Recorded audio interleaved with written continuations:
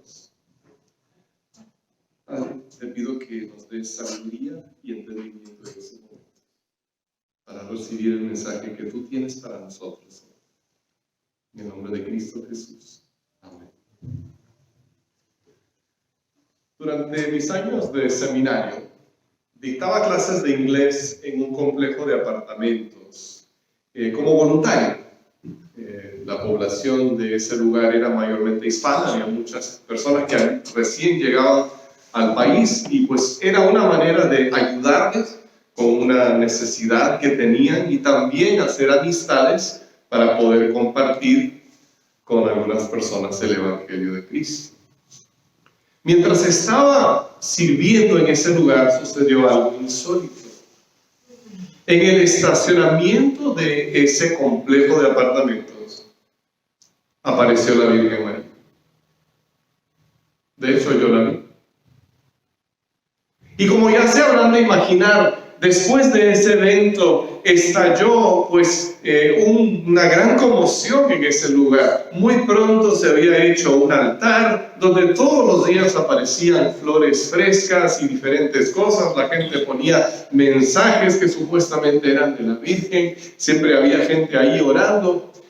Muchas cosas. Pero lo interesante de esta aparición de la Virgen es que ella solamente se aparecía cuando se prendía una de las luces de seguridad de los departamentos.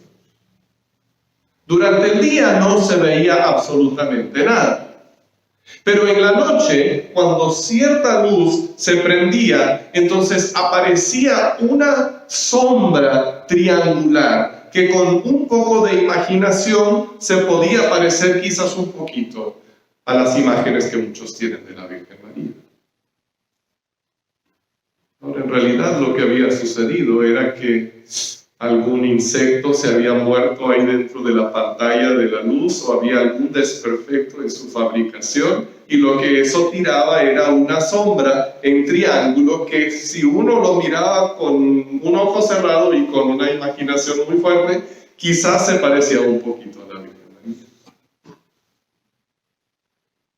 Obviamente no fue nada sobrenatural, no fue ningún milagro. Se trataba solamente de una sombra en la pared de un edificio.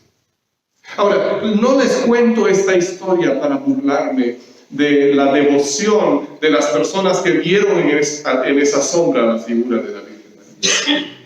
Y estoy seguro que muchos de ellos fueron muy sinceros y, a fin de cuentas, solo estaban siguiendo tradiciones que se les había enseñado y que habían recibido.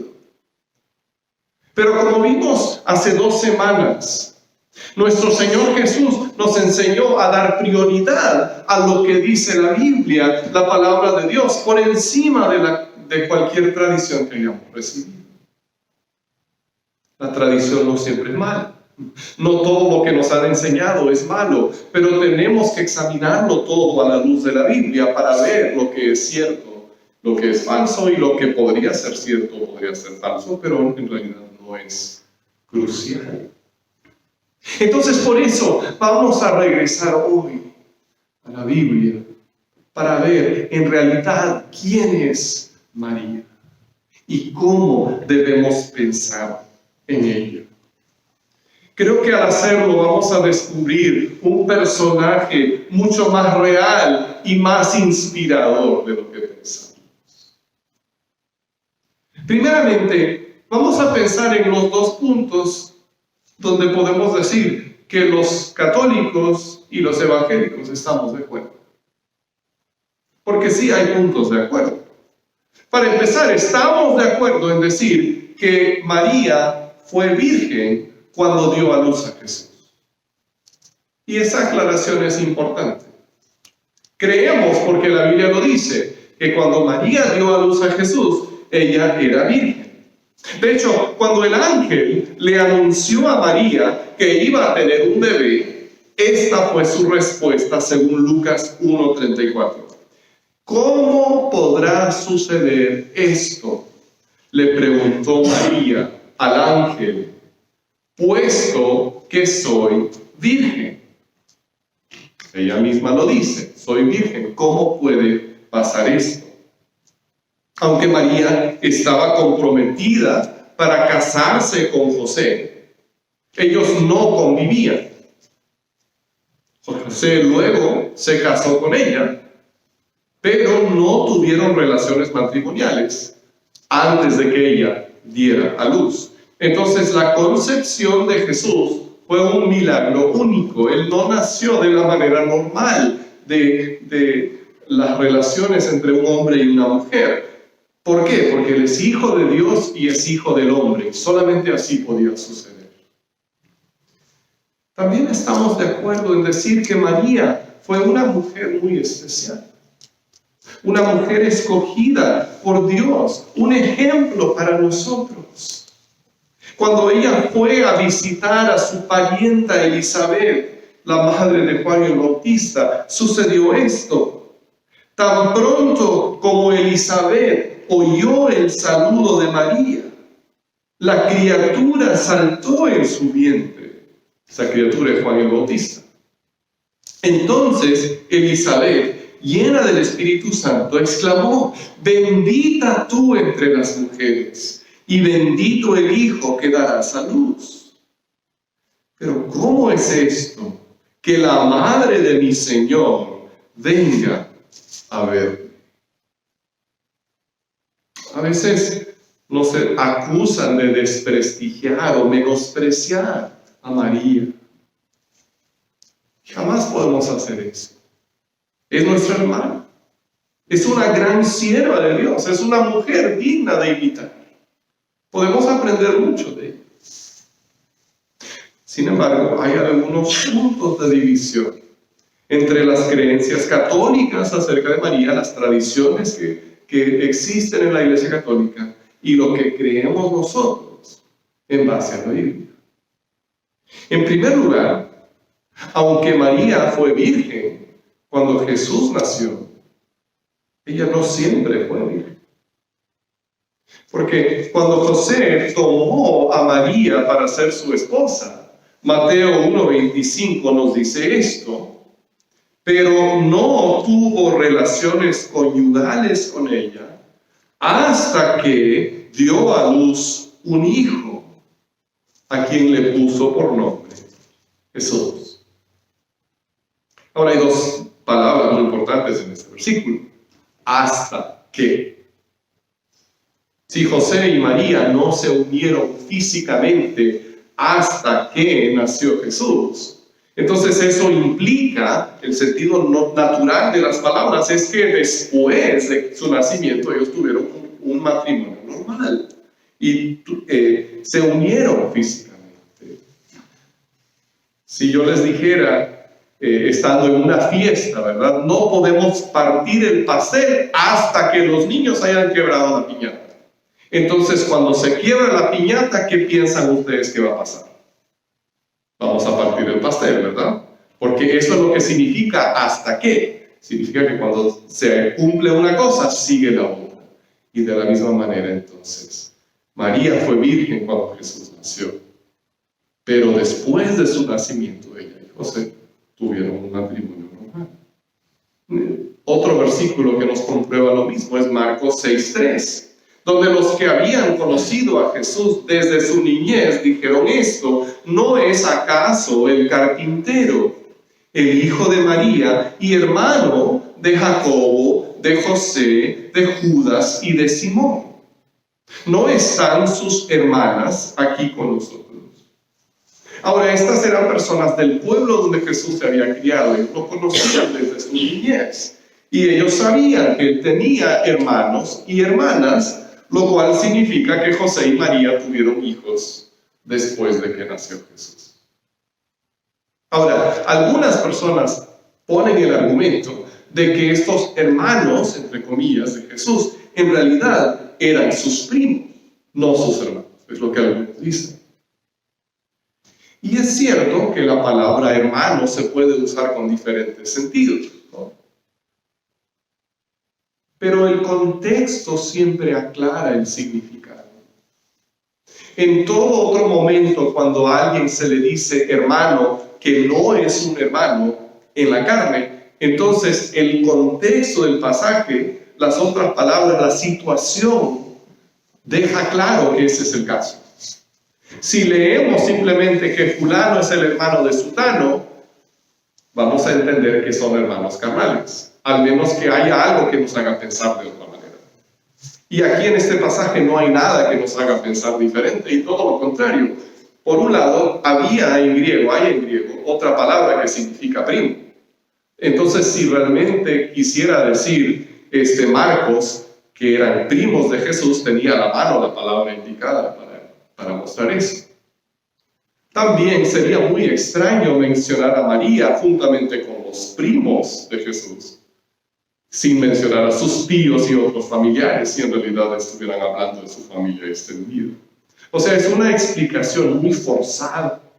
Es un esfuerzo por hacer que la palabra de Dios se acople a una tradición, en lugar de simplemente leer lo que la palabra de Dios dice y aceptarlo directamente.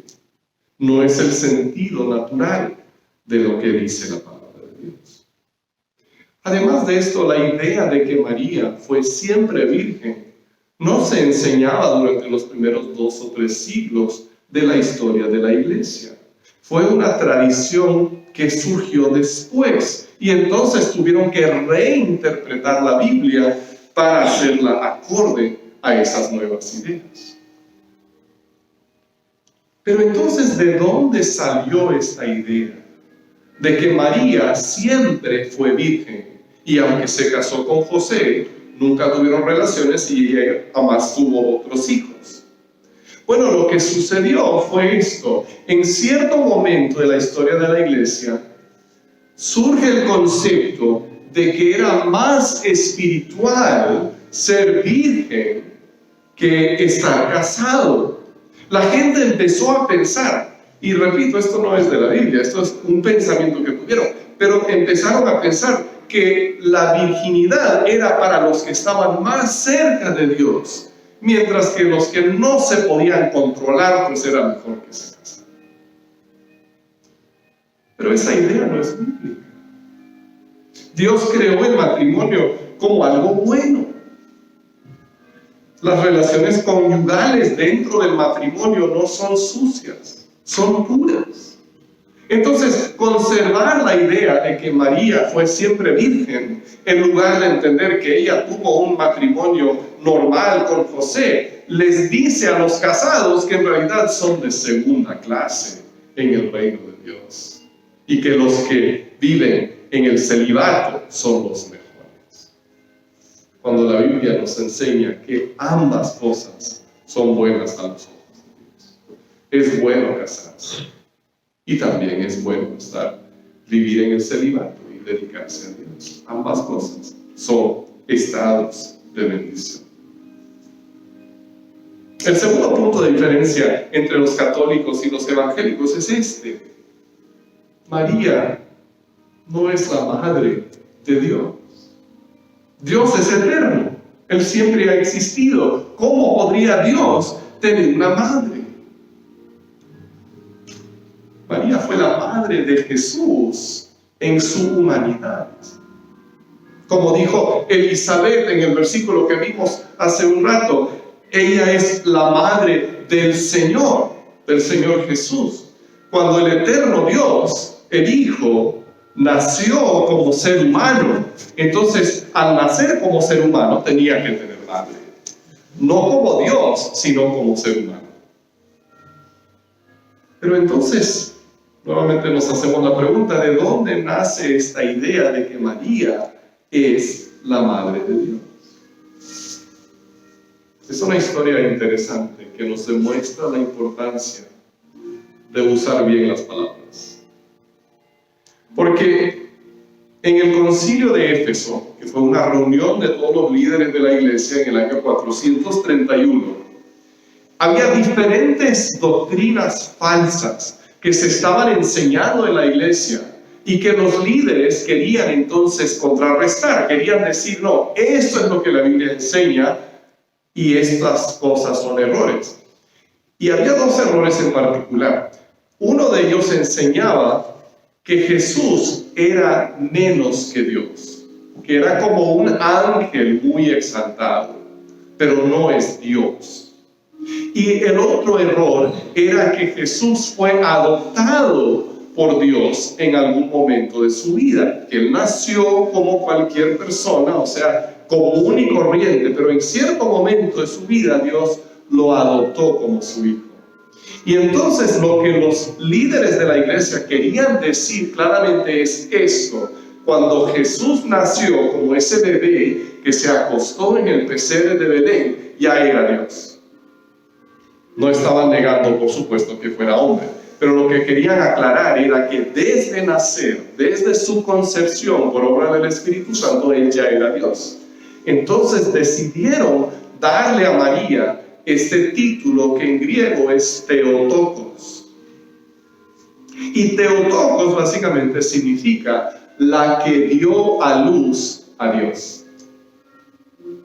Ahora, eso es correcto. María dio a luz a Dios. El bebé que ella dio a luz, Jesús, es Dios y es hombre. Así que ese título no es incorrecto. Pero cuando se tradujo al latín, la traducción fue Madre de Dios. ¿Se dan cuenta de la diferencia? Ella dio a luz a Dios, eso es verdad.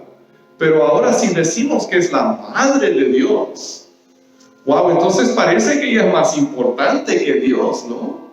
Porque ¿quién es más importante, la madre o su bebito? Ahora, los líderes de la iglesia que tenían mucho estudio y mucho conocimiento, pues obviamente entendían que eso no era así. Pero mucha gente al escuchar ese título, Madre de Dios, wow, entonces claro, vamos a prestarle más atención a ella. Y lo que creó fue confusión más que entendimiento. No se hizo con una mala intención, pero sí trajo mucha confusión. María es la madre del Señor Jesús y Él es Dios, pero ella no es la madre de Dios. Tendría que ser una diosa para ser la madre de Dios. El tercer punto de diferencia entre católicos y evangélicos es este. Bíblicamente nosotros comprendemos que no debemos orar a María. Nuevamente ella tendría que ser una diosa para poder escuchar al mismo tiempo las oraciones de millones de personas devotas alrededor del mundo que le están levantando sus peticiones. Ningún ser humano podría hacer eso. Imagínate, ¿podrías tú escuchar a 1 millón o 3 o 4 millones de personas que te estuvieran hablando al mismo tiempo? No es una capacidad que el ser humano tiene. Solo Dios puede hacer eso. Entonces, cuando las personas oran a María, la están tratando, aunque quizás no dirían esto, pero la están tratando como si fuera una diosa. No lo es un ser humano como nosotros. La Biblia siempre nos enseña a orar a Dios. Es más, ella no es tampoco la reina del cielo, como algunos la han nombrado. De hecho, la frase reina del cielo solamente aparece en la Biblia una vez. Y esa vez se refiere a una diosa falsa. No vamos a leer el pasaje, pero lo pueden buscar después en su casa. Si quieren, está en Jeremías 44, 17 al 19. Y en ese pasaje se refiere a Astarte, que era la consorte de Baal y una de las diosas falsas contra quien más lucharon los profetas de Dios. Entonces, ¿cómo vamos a tomar ese título de una diosa falsa, de un ídolo, y dársela a María? Tampoco es una mediadora, como muchos la han nombrado. Porque 1 Timoteo 2:5 nos dice que hay un solo Dios y un solo mediador entre Dios y los hombres, Jesucristo. Solo hay una manera de llegar a Dios. Es por medio de Jesús y de nadie más. O sea, si podemos pensar que Dios está aquí, nosotros estamos acá. ¿Cómo llegamos a Dios? ¿Será que vamos a través de María para que ella nos lleve a Dios? No, este pasaje nos dice que solo hay un mediador, que es Jesús. Entonces, aquí estamos nosotros, Dios está aquí, y ¿quién está en el medio? Solo Jesús. Solo por medio de Él podemos llegar a Dios. Ahora, algunos católicos dicen, no, es que lo que pasa es que vamos a través de María para llegar a Jesús, para llegar a Dios. Pero todavía estamos agregando más mediadores entonces, cuando la Biblia nos dice que solo hay uno, Jesús. Entonces, si María nos diera un mensaje hoy, ¿qué nos diría ella? Si ella nos hablara, ¿cuál sería su mensaje? En realidad, no tenemos que hacernos esa pregunta porque ella misma nos lo ha dicho. Cuando Jesús realizó su primer milagro, que fue cambiar el agua en vino en la boda de Caná, su madre María le expuso el problema, le dijo, hijo ya no tiene vino. Y luego, así como cualquiera de nosotros le haría una petición a Jesús, le pediría algo en oración, ella le dijo, aquí está el problema. Y luego lo dejó en sus manos. Pero antes de salir ella de cena, le dice algo a los sirvientes que están atendiendo en la boda. Y esto es lo que les dice. Y de hecho lo interesante es que estas son las últimas palabras de María registradas en la Biblia. Si la Biblia fuera todo un drama, entonces antes de desaparecer María, esto es lo último que dice en Juan 2:5, hagan lo que Él les ordene. Hagan lo que Él les ordene. Si María nos diera un mensaje a nosotros hoy, ¿qué sería? Que nos fijemos en ella y le pidamos muchas cosas. Que colguemos su imagen por todas partes. Creo que no nos diría ninguna de esas cosas. Nos diría lo mismo que les dijo a sus sirvientes. Hagan lo que Él les ordene. Presten atención a Jesús. Escuchen sus palabras, obedézcanlo. No se fijan en mí. María es un personaje muy especial en la Biblia. Es un gran ejemplo y una gran inspiración para nosotros. Ella fue testigo de grandes momentos en la vida de Cristo. Fue una gran fuente de información sobre su nacimiento y su vida. Pero a fin de cuentas ella señala hacia Jesús. Damos gracias a Dios por María. Y nos esforzamos por imitar su humildad, su entrega y su pureza. Pero no la veneramos. No le dirigimos nuestras oraciones. No le llamamos Madre de Dios ni Reina del Cielo. Sino como ella, seguimos a su Hijo Jesús. El único mediador entre Dios y los hombres. Y nuestro único Salvador. Vamos a orar.